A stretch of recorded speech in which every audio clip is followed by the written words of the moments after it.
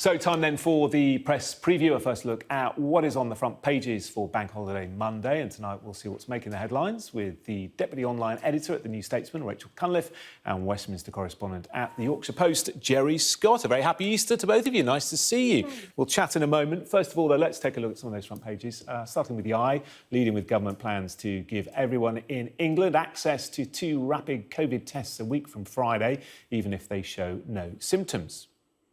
The Daily Telegraph also splashes with the same story, saying the multi-billion-pound scheme will be paid for by the government and could pave the way for workplaces to request negative tests. The Yorkshire Post leads also with the new rapid COVID tests that will give results in half an hour and will be available to everyone to do at home.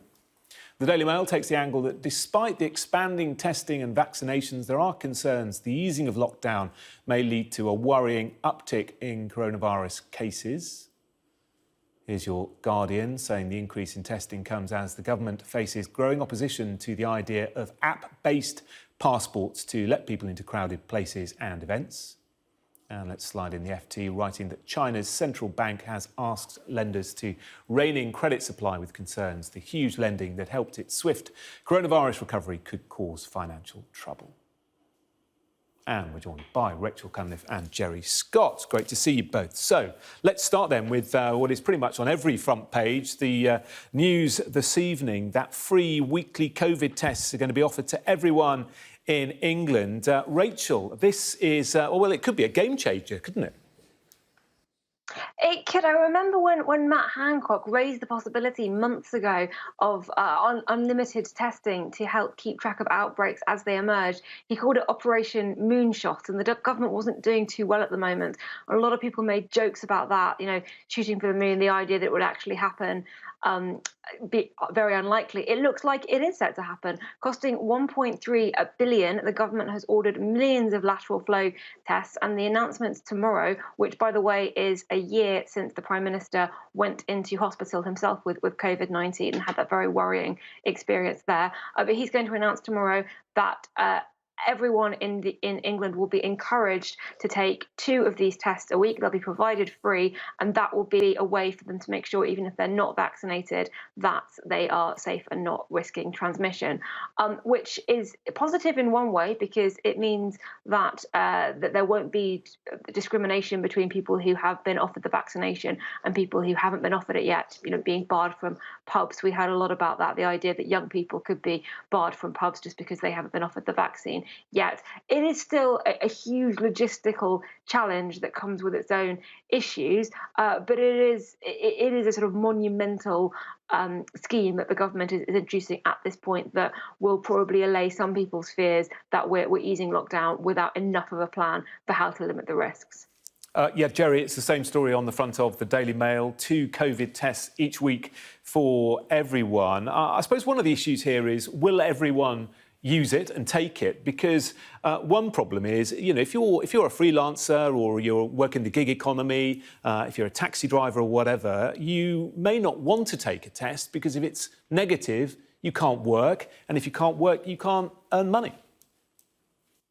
Absolutely, you know, that's one of the arguments that Labour's put across, that actually what is still missing here is the proper support in place for those people that do get those positive tests. And not just that reason either. In your clip that we saw just before we came on, we saw some people doing those tests and they're not the most comfortable. I don't think everyone is quite on board quite yet with taking them. But, you know, there are lots of different ways you can get them. In this announcement tomorrow, it says you're going to be able to pick up kind of 7 at a time from a pharmacy to take home and to keep at home, that, you know, you can have them at the hubs that we already know about. So it sounds like they're going to be really easily accessible and delivered to your home as well.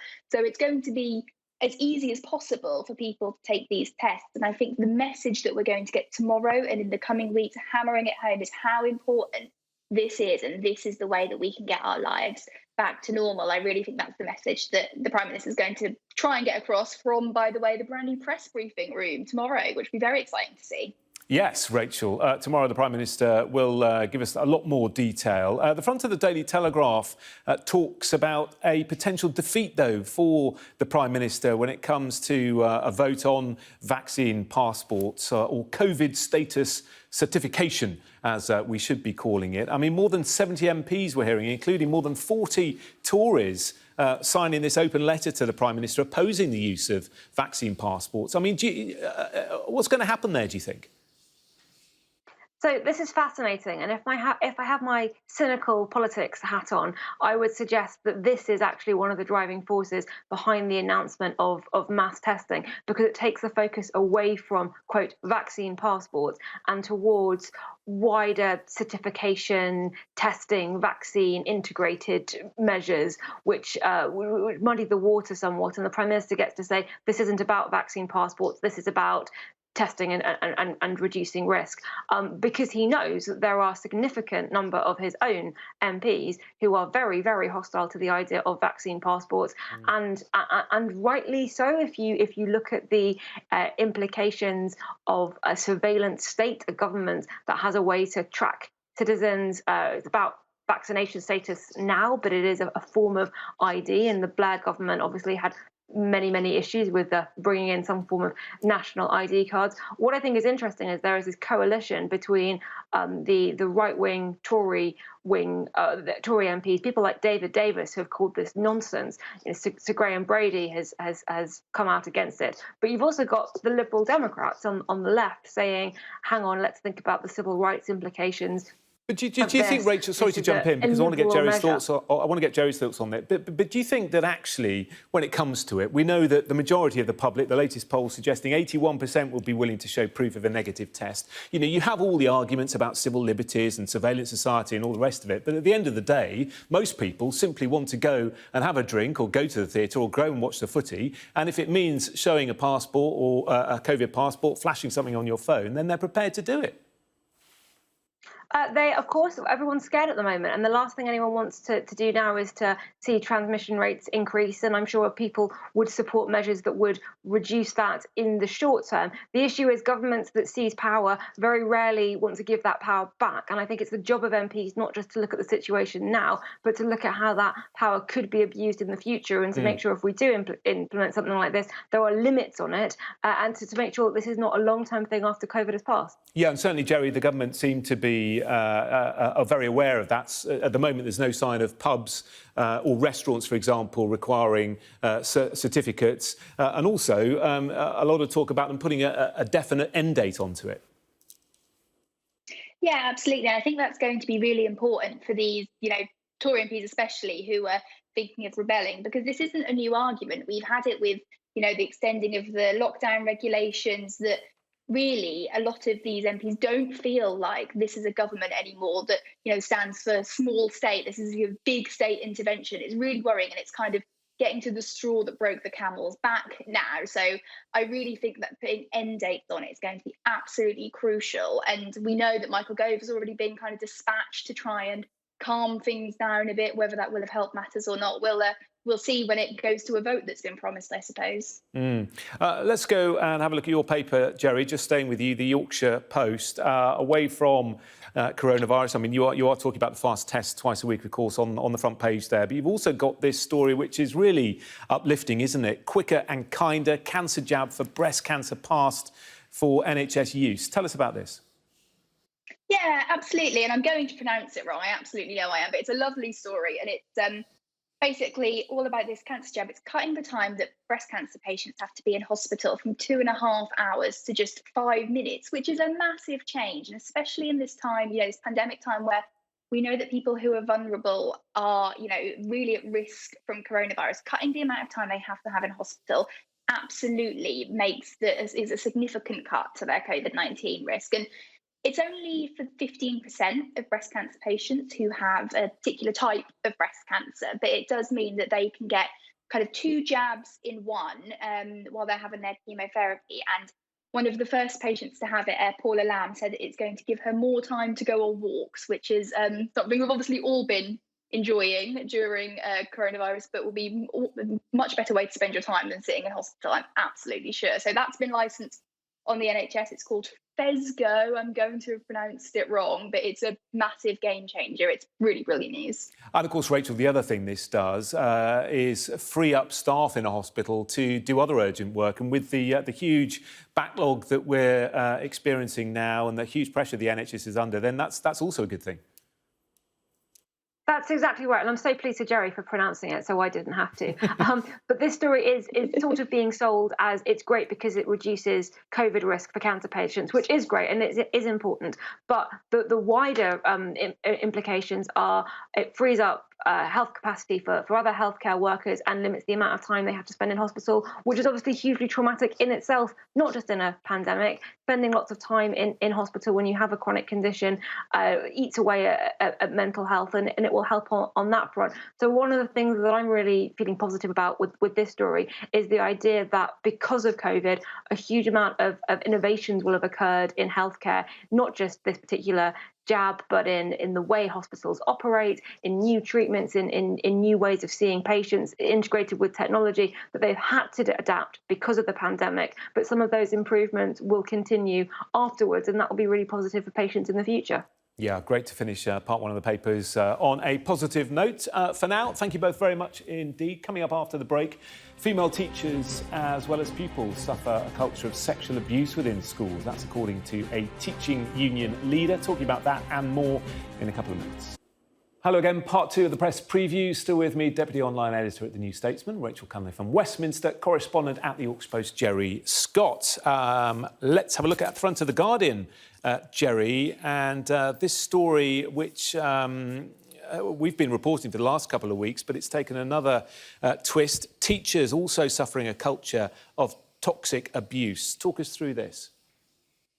Yeah, absolutely. And this is, you're quite right, something that's been kind of hanging around for the last couple of weeks, isn't it? In the kind of, sexual assault allegations that we're hearing in lots of schools. But we've now got unions saying that actually this harassment often by boys is actually the tip of the iceberg, and that female teachers are being targeted as well. And the accusation here is that, if schools are tolerating this kind of behaviour between pupils, that actually it's happening to all kind of female people in the school. And the warning here is that they're really scared to walk the corridors alone in some schools and are facing abuse and harassment. And it's really worrying, actually. And, this has all been ignited. It's a massive, obviously, national conversation at the moment about how safe women and girls feel at work, out on the streets, at home as well. And it's just another kind of I guess, incident where we're shown that women don't feel safe in lots of areas of their life. And it's a really, really worrying story. Yeah, Rachel, we've heard some desperate testimony, haven't we, in recent weeks from women and very young girls. Yes, and I think the school point is a really important part of that conversation. I know when we first started talking about this with Sarah Everard's killing, one of the questions was, what could we do to make women and girls feel safe, and what can we do to communicate that the minority of men who do this need to be held accountable and need to be taught that is not acceptable. And that conversation starts off at school. School is an environment where there is should be a certain amount of oversight and accountability, where you can really keep an eye on young people as they are growing up, and when you spot problematic behaviours, you can address them in a safe and secure environment. That's what's meant to happen. If what you have instead is a toxic culture where people behave in a certain way and there are no consequences, that is going to be a lesson that unfortunately some of them take on into their adult lives because they have acted in a certain way with impunity. And so tackling that in schools is a really important part of the conversation. Yeah, of course. OK, and let's finish with this story on the front of the Daily Telegraph. Bank holiday Monday tomorrow, hopefully not too many people having to work, but we're hearing that civil servants may be offered the chance to go to work in hybrid offices in future, Geri. Yeah, absolutely. And actually, this really builds on something that we do a lot of reporting on at the Yorkshire Post, which is moving civil servants out of London. And you're right, the story is that civil servants will be able to work from, it's up to 10, I think, city bases to begin with, these kind of co-working, flexible working hubs in this deal with IWG. And it's 10 cities and also all their other sites. So that's a kind of massive, change from if you think, before the pandemic and we'd all cram into, onto the bus or the train or the tube or into our cars and commute. And it's going to really, I think, revolutionise the way that the civil service works, and hopefully also give opportunities for really good talent to go into the civil service from areas that aren't London and the South East. We've had some announcements recently about jobs moving to Leeds and to York as well, and obviously my neck of the woods and my patch, but we've heard of others as well. And it's a really welcome move to kind of diversify the civil service, which can actually only be good for government and policy making, in my opinion. So it's a really, really good move, but also I think shows the changing nature of work post-pandemic. Yeah, well, I was going to say that, Rachel. I mean, the pandemic has really changed so many things about our working lives, hasn't it? From meetings over Zoom that we've all got very used to actually working from home. And it's going to change how our city centres look.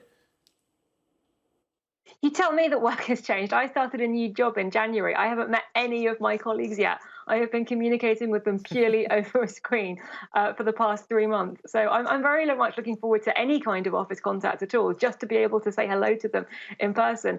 But in terms of this particular story, I think this is the clearest sign yet that stuff is not going back to normal in exactly the same way as it was pre-COVID, because the civil service is a huge organisation, so many people employed, and those working patterns within those organisations are going to set trends for other businesses and other employers. So I think some kind of return to an office environment, at least part-time, is definitely going to happen. But we're getting a sense here that it's going to be flexible, it's going to be hybrid, it's going to be more locations with more options, more hot desking. It's not going to be the standard 9 to 5, and therefore you buy a home or you rent a home very, very close to somewhere that you can have the same commute into for the next 10 years. That's okay, not Rachel, going to happen. I'm sorry to interrupt. We're going to have to leave it there. We're out of time. But enjoy the rest of the bank holiday weekend. Don't work too hard. Thank you both very much indeed.